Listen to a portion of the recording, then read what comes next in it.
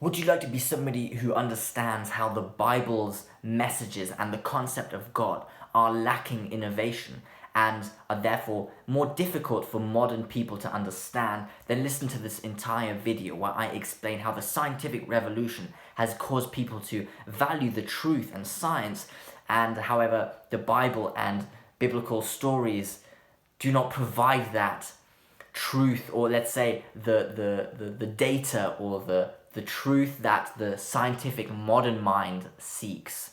So before we get into this video, please give it a thumbs up and subscribe to my channel if you'd like to learn more about self-development, dating, Jungian psychology, and how to reduce suffering in life. Let's get into it. So obviously the Bible and Christianity generally used to be very salient in Western societies and was present in the average citizen's life. However, along with the scientific revolution that I believe started occurring in the maybe 1600s or so, I'm not quite sure about that, but definitely in the second half of the thousands, the years of the thousands, Christianity lost its priority in the Western belief system, and the search for truth by the means of scientific methods became the number one priority. And that's what really happened is Christianity obviously entails dogma, and dogma is sort of, it's like an axiom that states something without any proof or explanation or logical argumentation. And that's not the truth then. If you can't prove it with science, then how do you know it's the truth? So, and actually this valuing of the truth was encouraged and sort of developed in Christianity, I believe more specifically the Catholic Church. So then it kind of led to the Catholic Church cannibalizing itself because it valued the truth, but it couldn't provide it, and then it sort of collapsed. Now, I'm very motivated to reintegrate the wisdom of the Bible back into the minds of modern day humans, because it offers such value and almost pure wisdom, I would say.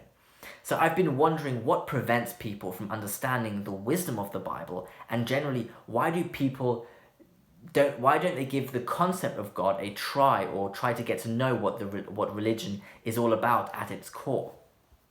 Now, the obvious reasons, which I've discussed in other videos, is that when you talk to religious, or let's say believers nowadays, they often sound quite naive. They're saying, yeah, I believe in God, Jesus did this and this, so I'm also going to do it. And just for the skeptical sort of logical mindset of a modern day human, it sounds naive, and it sounds like they're regurgitating the verses of the Bible, and they're not really speaking about their authentic experience and who they are, but just what they've been told or what they've been taught from the Bible.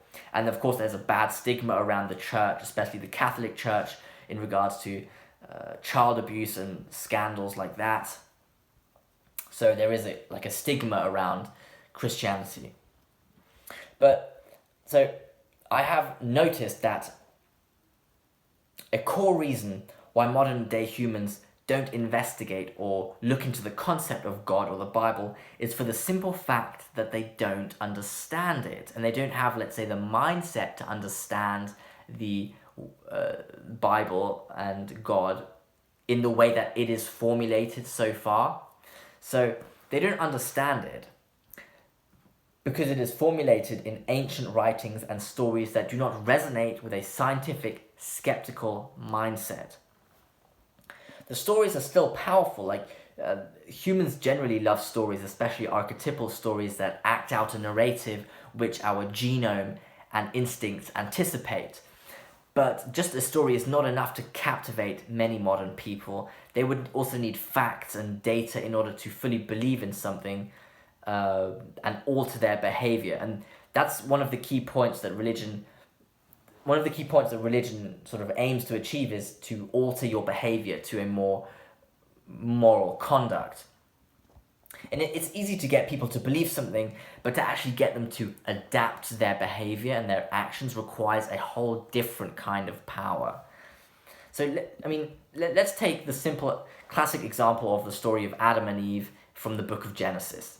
It has psychological significance because it dives into the functions of consciousness and the knowledge of good and evil. And both of these are psychological concepts. They're not fluffy concepts. Like they're legit, I would say.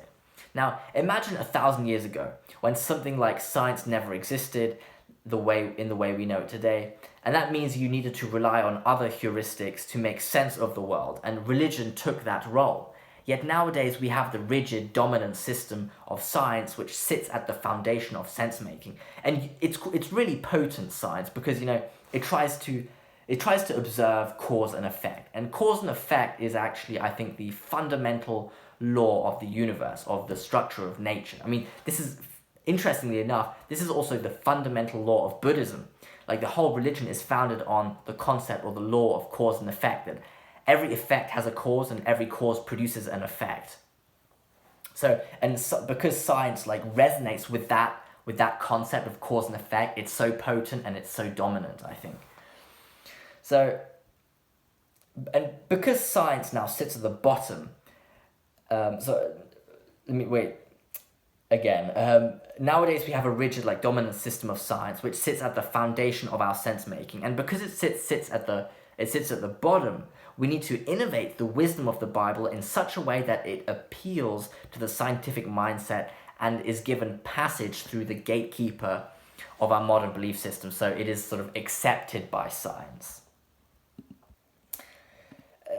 Because obviously the Bible hasn't been edited for hundreds and hundreds of years, and you can understand why. Because people believe, it's the purest form of wisdom and it was somehow formulated by God and therefore it shan't be edited. However, cultures progress, innovate, and our environment changes. Our language changes. Our language is alive, but the language used to convey the wisdom of the Bible is old and stagnant in my eyes. And this discrepancy leads to the relegation of God and the Bible, which is dangerous because it withholds a lot of the answers that I think humans desperately seek nowadays. So the Bible stands still in its formulation, but culture, societies progress in their level of modernism or something like that. How modern they are. Now, as it progresses, its ability to resonate with the ancient language and the stories is more difficult.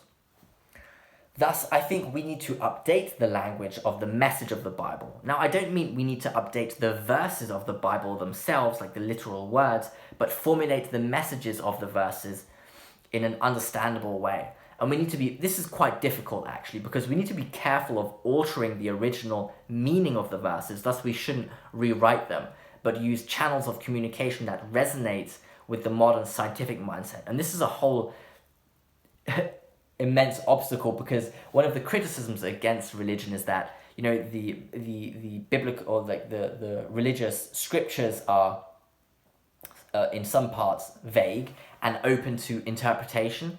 So you would need to extract a meaning of many interpretations and then formulate that meaning in an understandable modern way. So you run the risk of drifting drifting far away from the original let's say message of the biblical stories, and that's quite difficult and dangerous. So one needs to be extremely careful with that.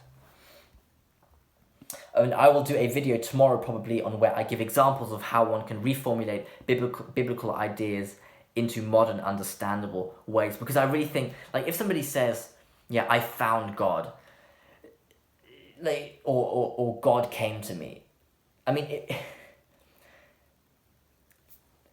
at first people think okay, you're talking about God as a person suddenly appeared in front of you and you were hallucinating and this person came to you. No. No. What I think people mean is psychologically something clicks or changes or alters itself within them and they suddenly grasp, well, it depends what they're grasping, but in some form it could be they realize how the structure of reality works and the underlying structure of, cause and effect and how everything is intertwined. And then they think, okay, God came to me and I suddenly understood it. Well, if you'd formulated in a way that, I suddenly realized that actually, life is extremely intertwined and we are subjected to principles, and if you follow these principles you get rewarded, and if you collide against them you get punished in some way, or you have to reap unwanted consequences. Like, that makes more sense, but saying God came to me is like,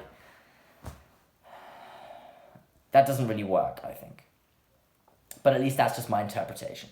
So, in conclusion, the Bible and the concept of God, or the linguistic formulation of God and the Bible they're ancient, and they do not resonate with the mindset or even just the vocabulary of modern day people. Hence, they struggle to grasp the concepts and the messages behind the Bible and God.